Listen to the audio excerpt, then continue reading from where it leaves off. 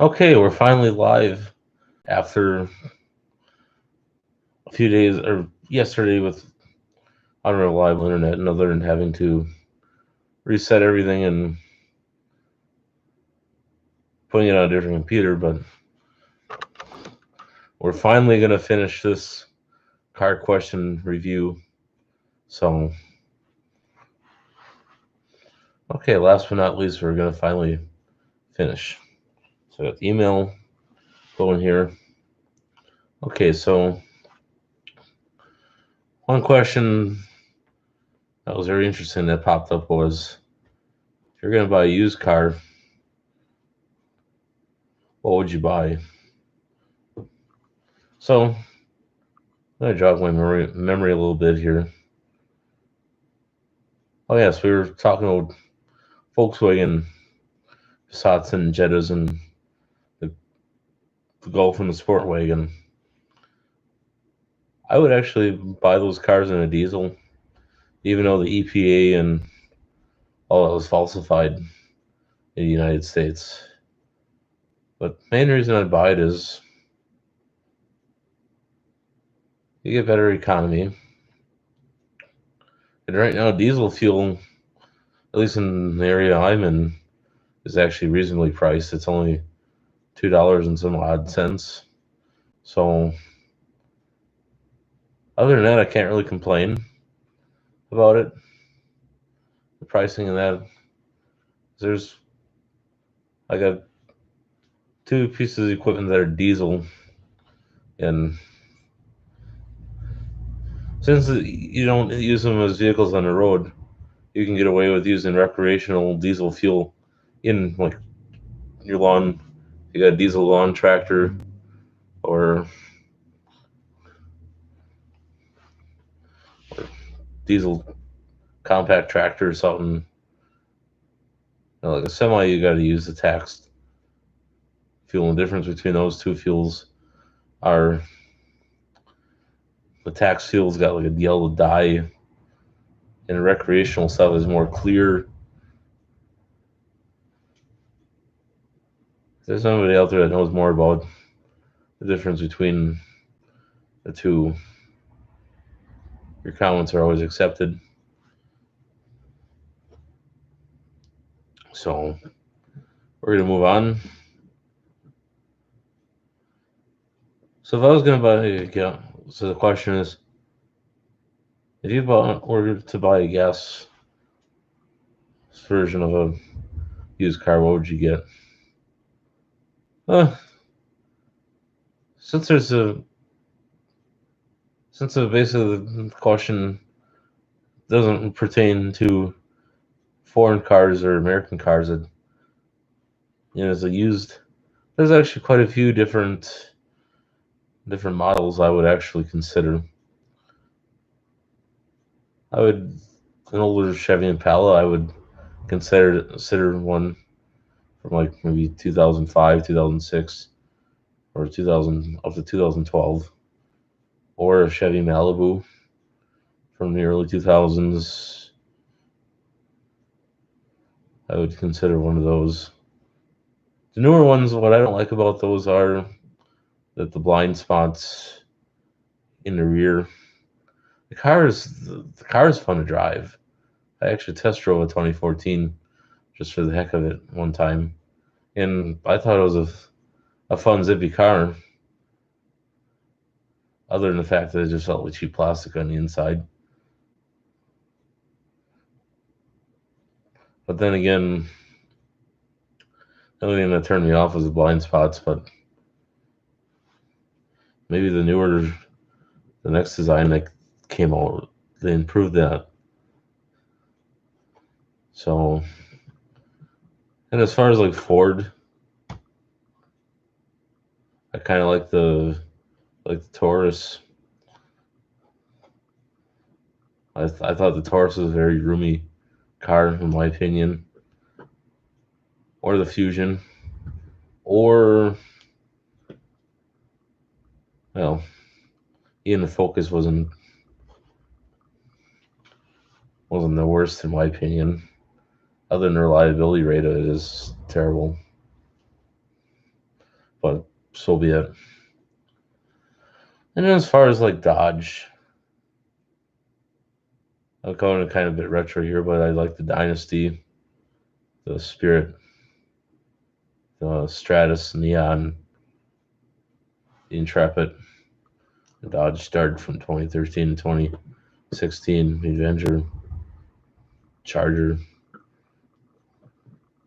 and they don't make Plymouth anymore. But I like the Acclaim, the Breeze, Neon, the Reliant wagons, K cars.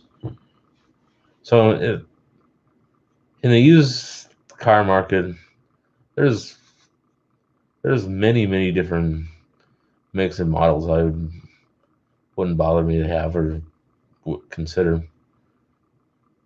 Would I use a K car as my daily driver? No. I'd probably have it as a collector's item, or Plymouth Acclaim as a collector's item, or the Breeze as a collector's item, because those are actually getting kind of scarce. At one point in time, there was a lot of them out in the market, but not anymore. So even like the old Voyager vans, you don't see many of those either anymore.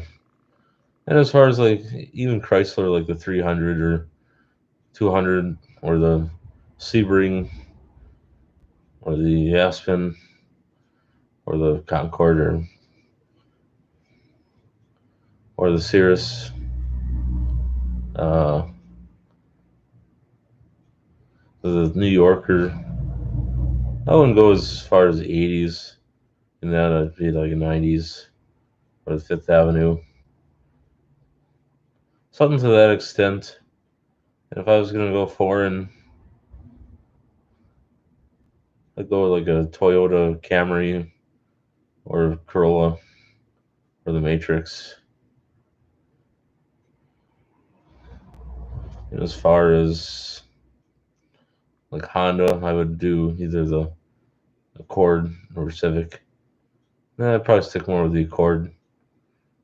And if I was gonna go, Nissan is totally out of the question. I believe they're still merged with the French car company Renault, or Italian. I think it's French. So I used to like Nissan stuff, but now with their reliability rate and their poor excuse of a CVT transmission, Hyundai I would consider maybe the Sonata or the XG350, or some of the other ones. I don't know all the models, but and then I would even consider Subaru, like the Outback, or the Impreza, or WRX, like I stated before, and even like a Pontiac Grand Prix or Grand Am, I wouldn't bother me, or a Buick LeSabres, or Park Avenue, or Electra, or even the Buick Century, or Regal, or like the Lincoln MKZ, or the okay, I don't know all the Lincoln models, but there's a few of them from like the early '90s that I thought were kind of cool looking, and then even like the Oldsmobile Cutlasses, and some of those cars from like the late '80s, early '90s, I thought were kind of neat, and even the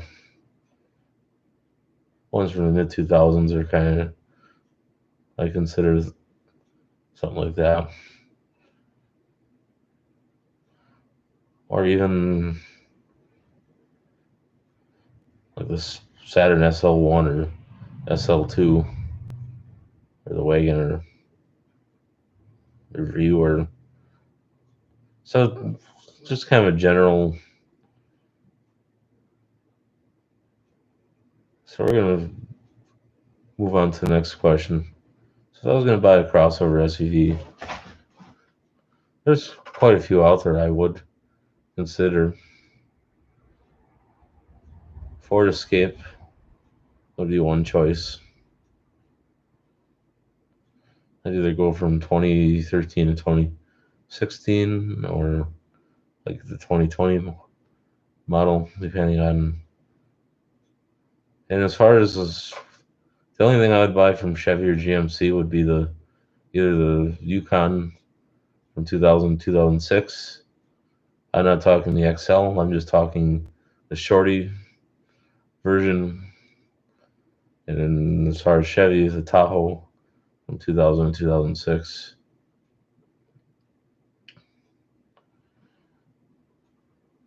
Or it's kind of fun to have pick up like a police interpreter version of it from 2015 or 16.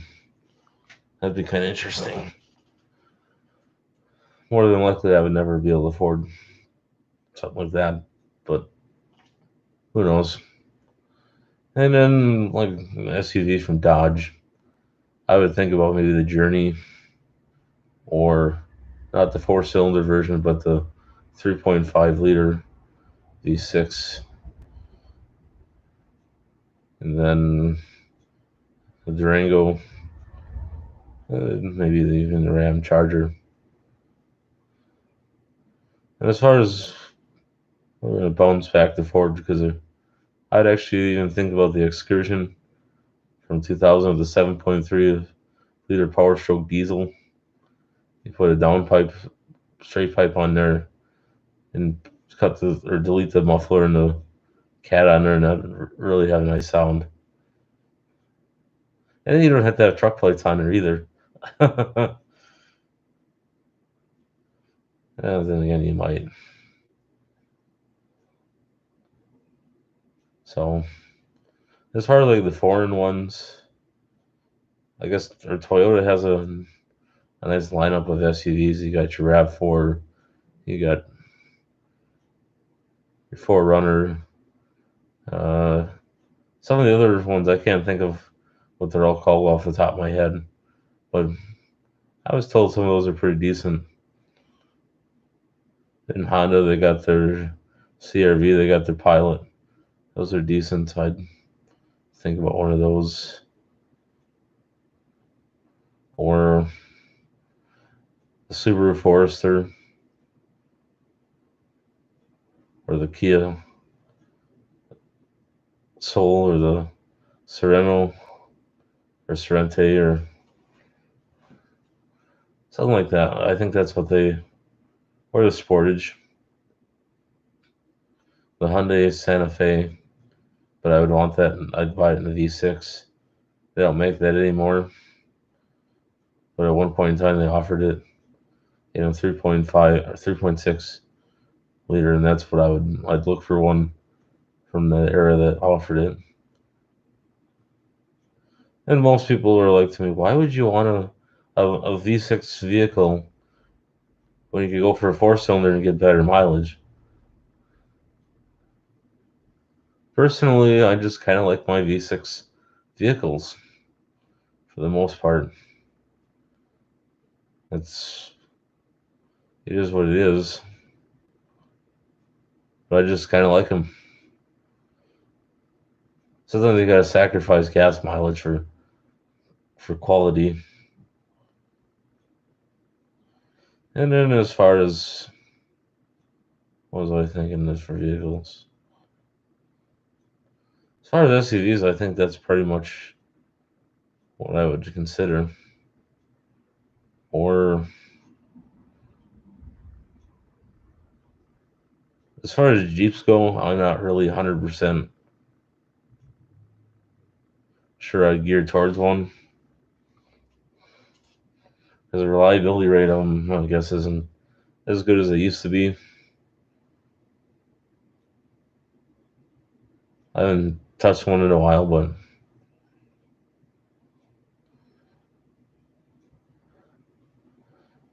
so basically we're going to move on to the next question. So if you had to pick what brand you grow, or what brand would you pick if you had to pick one? Well, honestly, I grew up as a Mopar guy.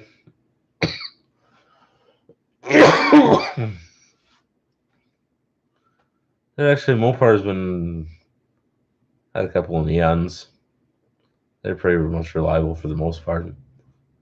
I don't consider oil change the tires and brakes and a few pieces on the engine as major breakdown. It's not like transmission's falling out or engines throwing rods or so. Other than you get a few check engine lights here, a few there, or you even though the van has a few that come on here or there, but it is what it is. It's not the end of the world. We just keep moving forward and stuff like that. So we pretty much reached the end of our questions. I just want to thank all my viewers that wrote in.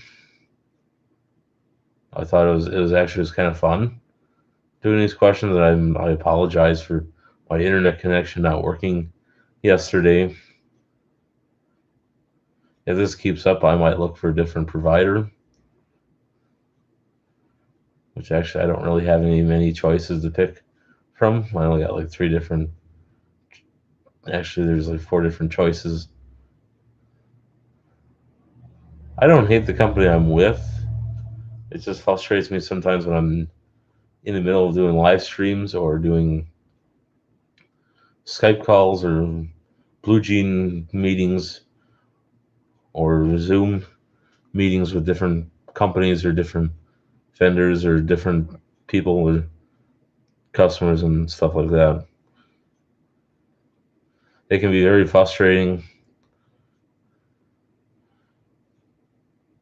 that it does that. But I think the weather had a lot to do with, well, yesterday I couldn't get it to stream quite right because we had a lot of heavy rain. We had about 40-mile-an-hour winds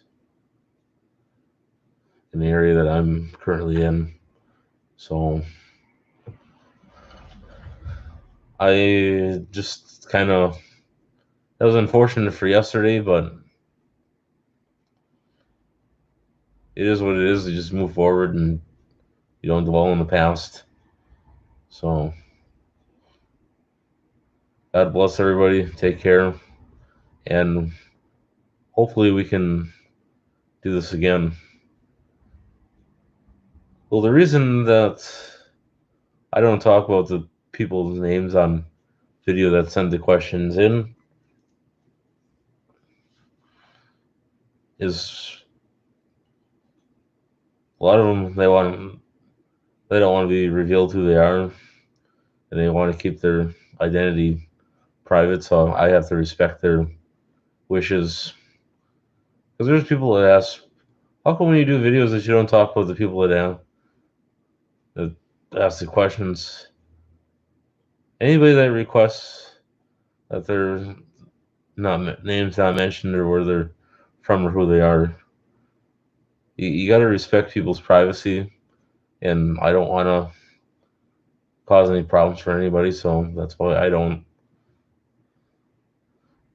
reveal who they are for that fact. So thank you for respecting their privacy, and we will see you soon for the next stream that'll be coming very soon.